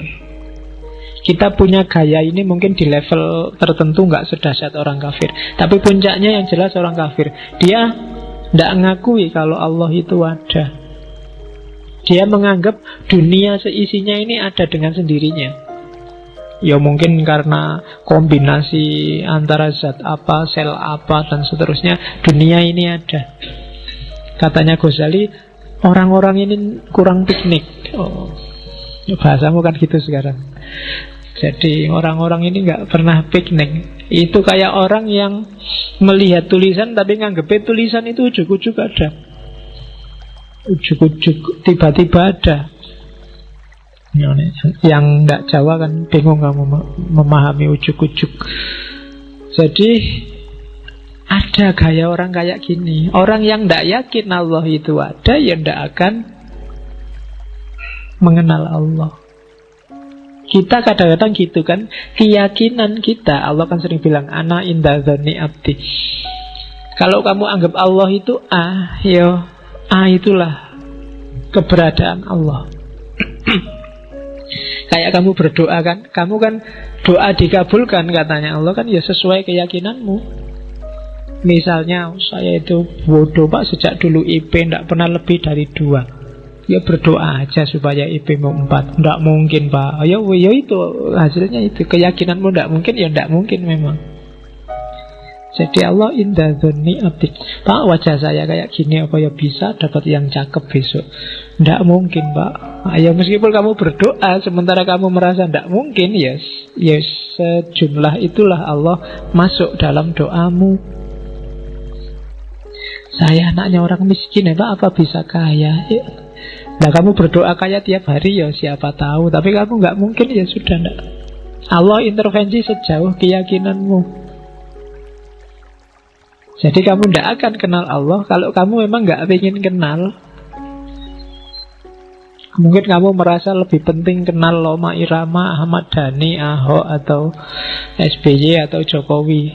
Buktinya kalau ketemu salaman, kamu masukkan Facebook, kamu masukkan WA, habis salaman sama tokoh A, jejer sama tokoh B, kan gitu kamu tiap hari. Tapi kan kamu nggak terlalu wow kalau sedang wah ini aku baru kenalan sama Allah, nggak ada. Bahkan mungkin nggak pernah ada yang bikin status begitu. Ya, kalau ada mungkin kamu langsung dibully bareng-bareng sama teman-temanmu. Dianggap Islam anyaran. Wah, Islam anyaran sih, kayak ngerti kalau ada Allah. Padahal yang bilang gitu mungkin dia juga belum kenal sama Allah. Beda loh, ngerti sama kenal. Kamu bisa merasakan bedanya. Orang yang kenal sama Allah, nanti di atas itu ada orang yang dekat. Makanya orang Islam disuruh muqarabah. Ada orang yang dekat, ada orang yang hanya tahu. Hanya tahu itu dari jauh. Mungkin kamu lihat TV, mungkin kenalmu sama Allah hari ini masih baru hanya tahu. Kalau kamu hanya tahu, Allah juga hanya tahu kamu ada. Kan Allah tergantung caramu mendekati dia. Ada yang sudah kenal. Sudah kenal itu ya mungkin pernah salaman, pernah akrab, tapi terus ditinggal lagi. Ada yang dekat, ada yang akrab, ada yang sampai kawin. Nah, levelmu sama Allah ya silahkan kamu cermati, ada di level apa. Kalau dekat itu kan enak. Makanya kan kemarin ada status di Facebook itu, sholat nggak pernah, puasa nggak pernah, zakat nggak pernah, kok cita-citanya masuk surga. Emangnya punya kenalan orang dalam? Nah, orang dalam yang paling posisinya paling penting itu Allah. Dan Allah sejak lama sudah membuka diri, kenalilah aku. Ya kan, dekatlah padaku. Allah sudah teriak-teriak sejak dulu begitu. Ini kamu cuekin aja. Kamu baru nangis-nangis mendekat kalau pas butuh. Itu pun setengah gak yakin. Setengah gak yakin kan, ya Allah pacarku dikawin orang, apa ya bisa. Karena orang ngeluh gitu. Tapi kamu sebenarnya sedang gak yakin, apa ya bisa dia kembali lagi padaku, wong wis dikawin wong. Loh, kalau Allah mau apa susahnya? Kan ku tunggu jandamu. Loh, neng dungane aja ngono lho ya. Oke. Terus sejumlah orang, ada juga orang yang tidak percaya akhirat. Ini juga orang yang susah untuk dia kenal, apalagi cinta sama Allah. Biasanya orang-orang materialistik. Katanya Ghazali, orang-orang ini menganggap diri mereka tidak lebih baik dari hewan atau sayuran. Mereka menganggap diri mereka musnah begitu saja. Kalau mati ya wis entek ceritane. Ada orang yang begitu. Dan yang kayak gini ya tidak mungkin kenal Allah. Seandainya kenal ya tidak ke Allah yang sejati, tapi Allah sesuai kepentingannya. Yang ketiga, ada Allah yang dia kenal, cuma dia sakarepe dhewe. Itu orang yang bilang Allah itu tidak butuh kita, tidak butuh sholat kita, tidak butuh puasa kita. Apa sih gunanya puasa kita yang kayak gitu ke Allah, sholat kita yang kayak gitu ke Allah? Sudahlah, biar aja, tidak usah. Yo percaya Allah tapi nggak pakai ibadah-ibadahan lah. Allah emang butuh itu. Yang kayak gini juga tidak akan kenal, tidak akan sampai pada Allah. Jadi ibadah itu, sholat, puasa, zakat, itu katanya Ghazali kayak dokter. Allah nyuruh kita sholat, zakat, puasa, kayak dokter ngasih kita resep. Ya bisa sih kita cuek aja, resep ya resep. Memangnya kalau nggak tak tebus, nggak tak beli, mau apa dokternya? Ya dokternya katanya Ghazali ya memang nggak ngapa-ngapain, cuma yang rugi kamu nggak jadi sembuh. Sakitmu permanen, cepet mati. Loh iya kan, kalau kamu nggak manut sama dokter kan itu. Dokter sudah teriak-teriak bilang, ojo ngerokok. Contohnya rokok emang keretis. Itu hati-hati jantungmu misalnya. Alah, sejak dulu ngerokok juga ndak apa-apa. Terserah dokter mau ngomong apa. Ya dokternya nggak kena efek apa-apa.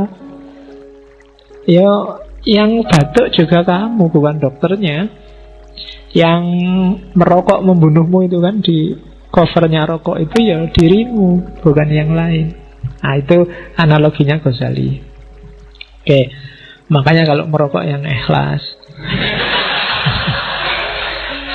Ya, jadi maksudnya ikhlas, ya Allah apapun dampaknya aku ikhlas, biar nggak jadi pikiran. Oke, terus ada kelompok keempat. Ini biasanya kadang-kadang dipakai pada kelompok liberal yang agak ekstrim. Jadi dia bilang biasanya alasannya HAM atau kemanusiaan. Ya kan, misalnya itu kan, masa syariat nyuruh kita menahan amarah, nahan syahwat, nahan munafik. Loh, syahwat itu kan alami, amarah itu kan natural. Boleh dong orang marah. Seks itu kan dorongan alamiah. Kalau aku suka, dia suka, tidak ganggu orang lain, ngapain nyangrain cerewet. Itu kan mikirnya alamiah kok. Nah, cara mikir kayak gini, katanya Ghazali, dia sebenarnya sama, kurang piknik. Jadi mikirnya setengah-setengah. Iya bener, itu dorongan alamiah. Agama juga nggak nyuruh mengeliminasi dorongan itu, cuma diatur. Agama cuma ngatur, akalmu juga ngatur. Biar apa? Hidupmu semakin berkualitas, hidup ini nggak kacau. Kalau kamu seks bebas, sak bebas-bebas, rusak hidupmu. Tiap kali ketemu perempuan, ayo, oke, kamu juga oke, aku oke, ayo. Kalau ngono, iya, rusak hidupmu. Nanti nggak peduli siapa dia, yang penting gelem. Jadi kacau. Makan juga begitu. Bukan berarti yo alami sih makan, natural aja makan, tapi ya diatur. Nabi nyuruh jangan sampai terlalu kenyang. Kemudian macam-macam. Wala tusrifu, jangan makan A, jangan makan B. Itu sebenarnya bukan kok jangan apa kamu nggak boleh makan, tapi pahamilah batasnya orang makan, pahami caramu melampiaskan hasrat.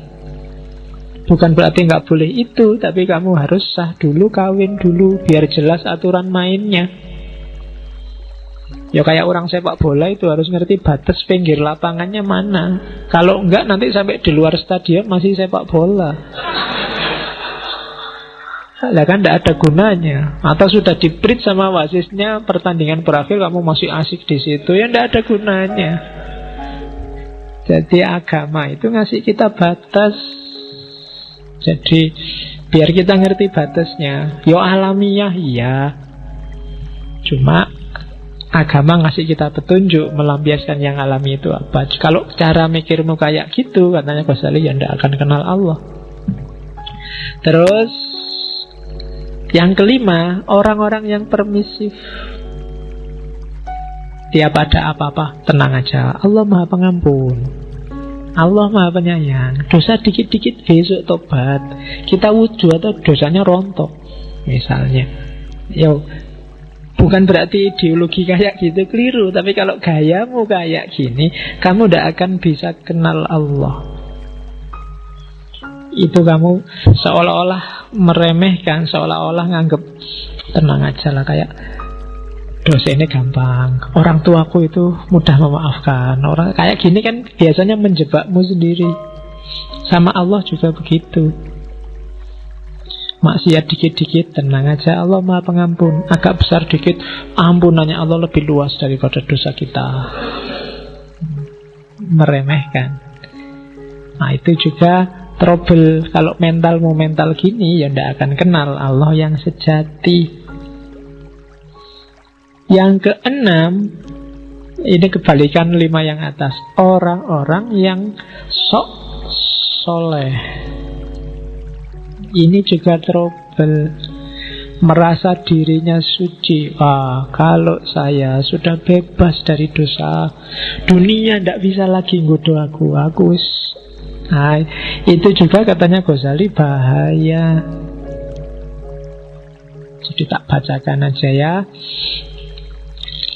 Kalimatnya agak nyelekit kalau bagian ini. Jadi orang yang ngaku mencapai tingkat kesucian tertentu sehingga merasa dia tidak bisa dipengaruhi oleh dosa. Katanya Ghazali, namun kenyataannya saat orang lain memperlakukan mereka secara tidak hormat saja, mereka akan dendam bertahun-tahun. Terus jika ada di antara mereka yang tidak mendapatkan sebutir makanan yang menurutnya adalah haknya, maka seluruh dunia rasanya sempit ya, dan gelap. Pokoknya nesu-nesu, merasa haknya dirampok. Katanya Ghazali, mereka ini, para mistikus palsu ini, kadang-kadang berpura-pura tenggelam dalam samudra ketakjuban. Tetapi jika kau tanyakan pada mereka apa yang mereka takjubkan, mereka tidak mengetahuinya. Jadi tiap hari dia merasa, wow, luar biasa Allah itu, luar biasa. Tapi dia wow-nya yang luar biasa. Kalau ditanyain yang di-wow-kan itu apa sih? Tidak tahu. Pokoknya wow aja. Itu juga trouble katanya Ghazali. Ya tidak kenal Allah kalau ya gitu. Kalau bahasa hari ini mungkin lebay. Lebay Allah nggak segitunya kok. Nggak usah kaget kayak baru kenal Allah kemarin. Sudah lama kita kenal Allah. Sudah ngerti kita dengan segala kebesarannya. Jadi ketakjuban-ketakjubanmu simpanlah, tidak perlu lebay, karena kuncinya adalah kenalilah Allah. Kalimat yang terakhir itu Ghazali mau bilang, apapun keadaannya, kita adalah hamba dan Allah adalah majikan kita yang maha kuasa. Ini sebenarnya mau ngeritik orang-orang sufi yang berlebihan sampai ke level bahwa manusia dan Tuhan bersatu. Ini juga tidak akan kenal Allah. Kalau jadi satu ya selesai. Kenal itu kan, ini aku, itu kamu, kenalilah aku kenal dirimu. Itu kan kenal namanya. Makrifat itu aku tahu tentang kamu, sesuatu di luar diri kita. Kalau sufi yang agak berlebihan, tasawuf, wahdatul wujud, itikat, hulul, itu bisa menjebak orang bahwa manusia sama dengan Tuhan. Maka di kalimat terakhir Ghazali menegaskan, ketahuilah, ingatlah bahwa yang maha kuasa yang menciptakan dan kita adalah hamba yang diciptakan. Jadi sederhananya begitu. Tugas kita kenal, paling puncak adalah makrifat. Bukan melenyapkan diri kita atau menganggap kita nggak ada, yang ada hanya Allah, atau apalagi kitalah Allah itu. Berarti tidak butuh kenal kalau hakikatnya sama. Oke, itu yang menghalangi orang dari bahagia karena tidak kenal Allah. Kalau orang punya 6 karakter ini, dia tidak akan kenal Allah. Orang yang tidak kenal Allah tidak akan nyampe pada kebahagiaan yang sejati. Terus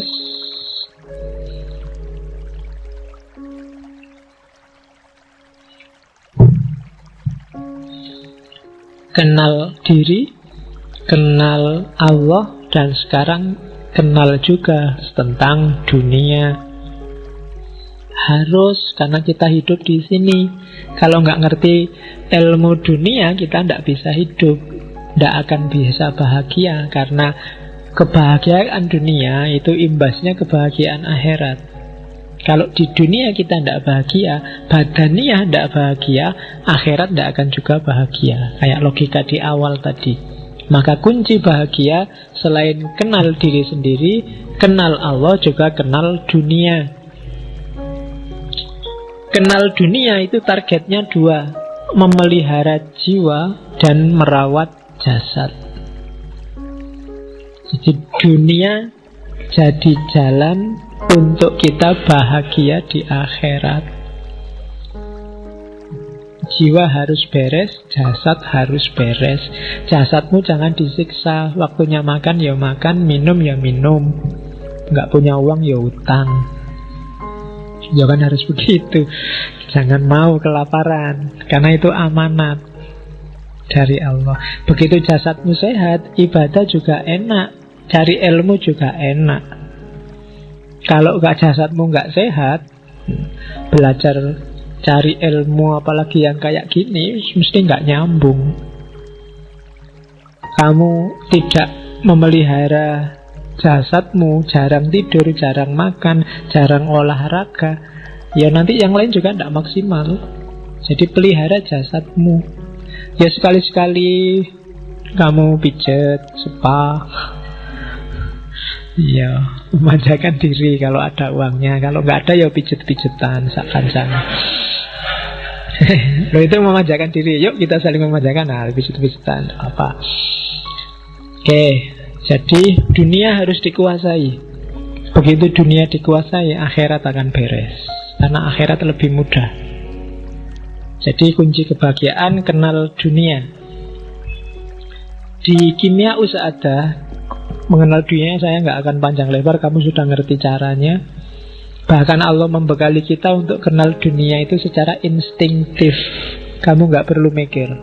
Otomatis mesin yang namanya manusia akan nyari pemenuhan kebutuhan jasadnya. Kamu nggak perlu mikir. Kalau kamu makan, otomatis nyari makanan sendiri.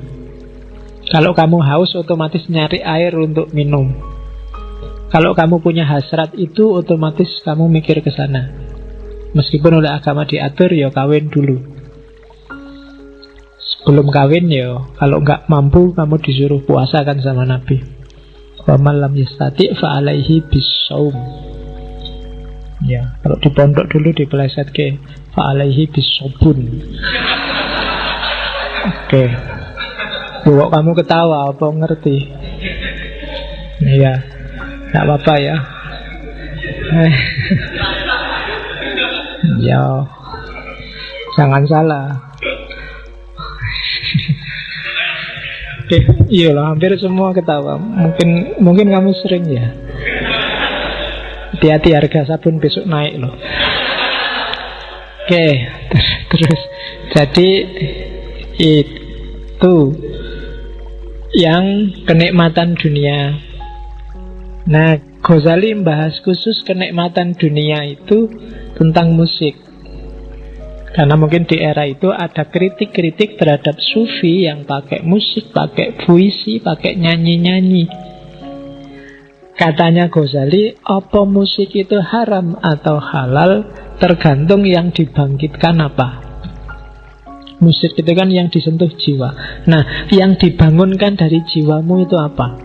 Tadi kan jiwamu ada setan, ada malaikat, ada kebinatangan. Kalau yang dibangkitkan yang negatif-negatif, hasrat, kebinatangan, maka dia haram. Tapi kalau dia membangkitkan sesuatu yang bikin kamu lebih dekat sama Allah, maka dia halal. Jadi teori musik itu kan selama ini orang debat, boleh nggak musik selawatan pakai musik, kemudian berdoa diiringi puisi biar lebih nyaman. Kalau bagi Ghazali, asal itu bikin kamu semakin dekat sama Allah, maka boleh.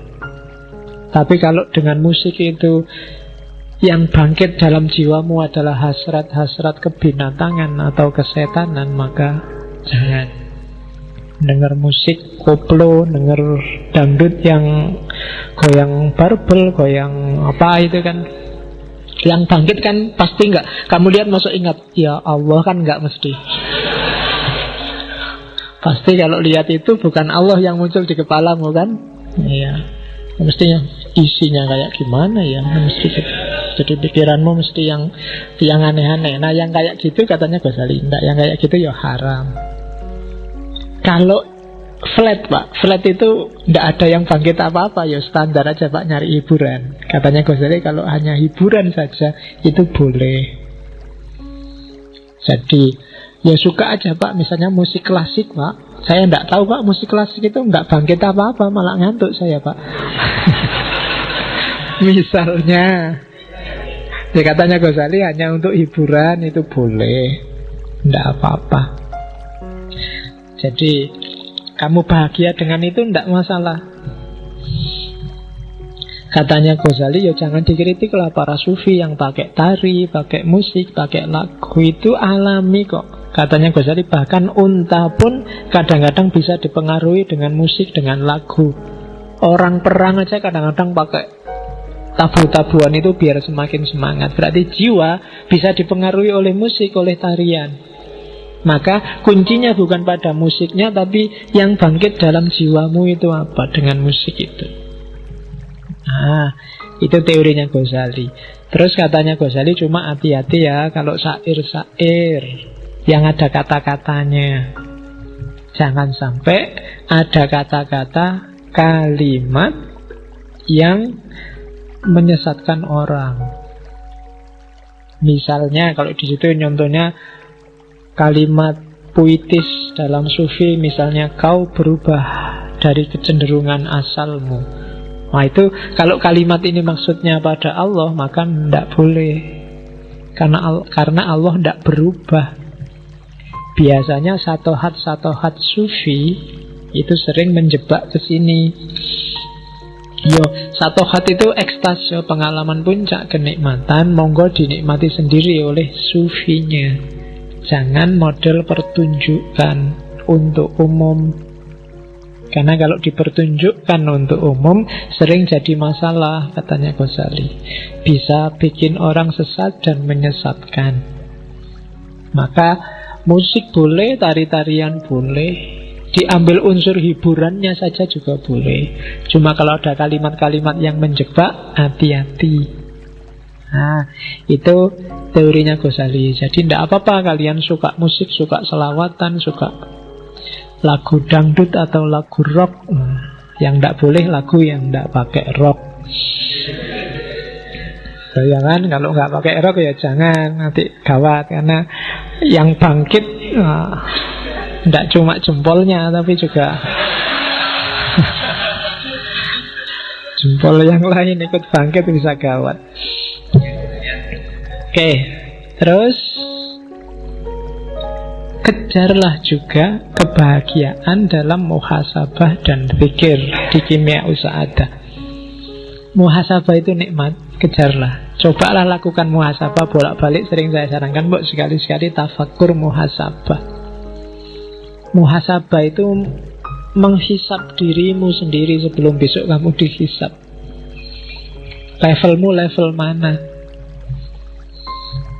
Syukur-syukur kamu jajal ya, 1 bulan ini belilah buku, terus nyanyi malaikat rokit sama atid.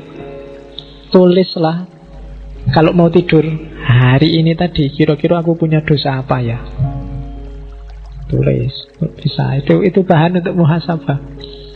Kok bisa ya aku memakai punya dosa kayak gitu ya? Jangan-jangan aku ini sudah itu.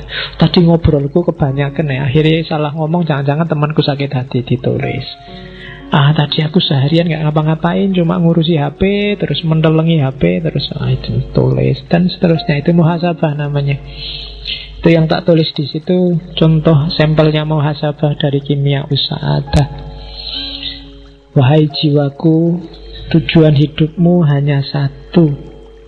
Meski sedetik, saat yang telah lewat tak akan bisa dikembalikan. Karena dalam perbendaharaan Allah, bagian nafasmu sudah ditentukan, tak bisa ditambah atau dikurangi. Saat kehidupanmu telah berakhir, tak ada lagi laku batin yang dapat kau jalani. Karena itu, apa yang bisa kau kerjakan, kerjakanlah sekarang. Garaplah skripsimu, tesismu, tugasmu sekarang. Lelayo, waktunya nggak bisa balik. Jadi nggak bisa kamu nunggu 4 tahun kok terus ditulis lulus 2 tahun. Tetap ditulis 4 tahun, waktunya nggak bisa balik. Jadi kerjakanlah, perlakukanlah hari ini layaknya hidupmu telah habis. Dan hari yang akan kau jalani hanyalah bonus yang dianugerahkan Allah yang Maha Rohim. Jadi meskipun belum dapat surat peringatan, anggap saja sudah mau di DO. Jadi ngarapi serius. Anggap aja waktumu hari ini itu sudah bonus. Harusnya kamu sudah selesai kemarin-kemarin. Nah, itu muhasabahnya mahasiswa semester tua.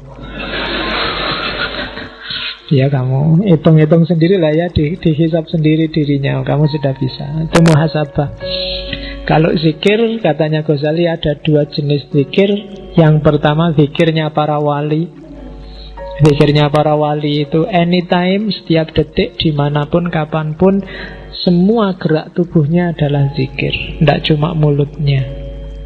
Ada juga zikir ashabul yamin. Zikir ashabul yamin itu kalau ingat ya zikir, kalau enggak ya lupa. Tidak apa-apa, begitu ingat zikir lagi. Tapi terus sibuk apa, lupa lagi, ingat lagi, tidak apa-apa. Orang kayak gini masih sangat baik, namanya ashabul yamin. Yang jelek adalah orang yang melupakan zikir atau secara sengaja memang tidak mau berzikir. Zikir itu enggak harus kamu patok sekian ribu kali dengan kalimat apa. Yang penting hatimu merasa bahwa ada Allah yang selalu mengawasimu, Allah yang hadir selalu dalam hidupmu. Terus rasakan itu. Orang yang makomnya wali itu sudah merasa tiap hari jejer sama Allah. Jadi otomatis seluruh gerak tubuhnya itu gerak tubuh yang berzikir. Jadi itu 2 jenis zikir. Kita mungkin masih di makom yang kedua, atau minimal kita harus ada di situ. Begitu kita sibuk apa, Allah lupa, kelupaan. Tapi tiba-tiba, oh iya, aku kan harus Allah, balik lagi ke Allah. Nanti sibuk lagi mikir, apalagi harus balik. Jadi terus bolak-balik gitu, tidak apa-apa. Paling tidak yang semacam itu namanya ashabul yamin. Dan Ghazali juga ngomong kebahagiaan perkawinan. Saya nggak bisa ngomong banyak yang tentang ini. Bukan kamu baca sendiri, tapi kamu alami sendiri besok. Bagaimana kebahagiaan perkawinan. Cuma yang tak tulis di situ yang ketiga itu, Ghazali punya kriteria sendiri. Besok kalau nyari istri apa nyari suami, yang pertama perhatikan akhlaknya. Kalau di hadis itu kan agamanya. Cuma katanya Ghazali jangan salah, yang dimaksud agama itu bukan yang rajin tahajud atau yang tiap hari puasa, tapi terutama dari agamanya lihatlah akhlaknya. Karena kadang-kadang ibadah formalnya bagus, akhlaknya jelek, perilaku sehari-harinya rusak, menyusahkan orang lain. Saiful Jamil itu puasa Senin Kemis, sholat tahajud. Jadi habis sholat tahajud, asistennya mau dibangunin sholat subuh, kok yo cuma pakai celana pendek. Kejadian lah itu. Jadi akhlaknya tidak beres, meskipun ibadah formalnya beres. Maka pertama-tama lihatlah akhlaknya. Syukur-syukur akhlaknya nyambung sama ibadah formalnya. Ngajari orang untuk sholat itu lebih mudah daripada ngajari orang untuk jujur, untuk sabar, untuk tekun. Jadi katanya Ghazali yang pertama akhlaknya. Begitu akhlaknya rusak, maka agama juga akan cepat sekali rusaknya. Jadi pertama-tama pilihlah agama. Cuma dari agama itu pilihlah yang pertama, ceklah akhlaknya. Jadi kalau besok kamu nelisik orang yang mau jadi istrimu apa jadi suamimu, ya biasanya kalau orang kampung sholat ndak, puasa ndak, iya bagus-bagus saja. Cuma selain itu tanyakanlah akhlaknya, perilakunya pada orang tua, pada tetangganya, pada teman-temannya, kesan mereka dan seterusnya. Jadi yang pertama akhlaknya, yang kedua kebiasaannya tiap hari apa. Itu menentukan loh. Kalau nggak cocok sama kebiasaanmu tiap hari, itu bisa jadi masalah. Kalau malam Pak, saya sukanya tidur habis isya sampai subuh. Jangan nyari istri atau suami yang kalau malam nggak pernah tidur, tahajud terus misalnya habis itu alamat itu mesti rame. Ya kan, ya kecuali kamu bisa ngajari suamimu, istrimu, ya mas tahajud, ya tahajud. Cuma ya karena sudah punya istri, ya sujudnya agak lama kalau tahajud. Ya, harus bisa ngajari. Tabiat harus menyesuaikan. Yang ketiga, kecantikan. Paling tidak menurutmu ya. Ya kan, cantik, tidak cakep, itu kan sifatnya agak subjektif. Maka begitu kamu ngelamar seseorang, kesanmu harus ada bahwa dia cantik, bahwa dia cakep, entah dilihat dari bagian mananya. Pokoknya harus ada itunya. Kalau enggak ya kamu tersiksa sampai mati. Kawin tidak ada bagus-bagusnya sama sekali. Abad itu wes. Jadi paling tidak harus ada kerenteknya bahwa wah, meskipun orang lain dulu kok mau kayak gitu, apa-apa, sementing kamu sendiri merasa bahwa dia ada unsur cakepnya, entah dilihat dari belakang apa dari atas. Oke, terus yang keempat sama Ghazali dibahas juga tuntutan mahar. Mahar itu katanya Ghazali jangan mau terlalu mahal, mesti di belakang jadi masalah, atau terlalu murah juga akan jadi masalah. Sekarang kan murah, kamu bondo 20.000 beli Quran sama sajadah, atau nunggu dikasih sajadah temenmu yang habis umroh kan sah sudah. Ya kan, itu terlalu murah. Oke, dulu saya punya temen itu masih kuliah sudah nikah. Maharnya seperangkat alat sholat. Cuma karena sebelum ijab itu diajak ngobrol sama KUA-nya, sekolahnya di mana? Sekolahnya di IAIN. Waktu ijab kabul dia salah, harusnya seperangkat alat sholat, keliru seperangkat alat sekolah. dibayar tunai. Enak kalau seperangkat alat sekolah kan, pensil, pulpen itu. Oke. Ya, dan yang terakhir, boleh juga memperhatikan keturunan. Oke. Kuncinya bahagia kayak tadi ya, membereskan nafsu sama amarah. Hasilnya nafsu sama amarah itu akhlak yang mulia. Untuk akhlak mulia, katanya Ghazali, jalannya ada 3. Bisa dipaksa, bisa dibiasakan, bisa dengan cara tafakkur. Ada orang yang mikir nggak bisa, dilatih nggak bisa, atau nggak mau, maka harus dipaksa. Jujur itu kalau memang susah sekali ngelatih orang jujur, dipaksa. Mungkin dibikin undang-undang, dibikin hukum, barang siapa nggak jujur dihukum. Itu paksaan. Karena manusia itu mudah ketipu.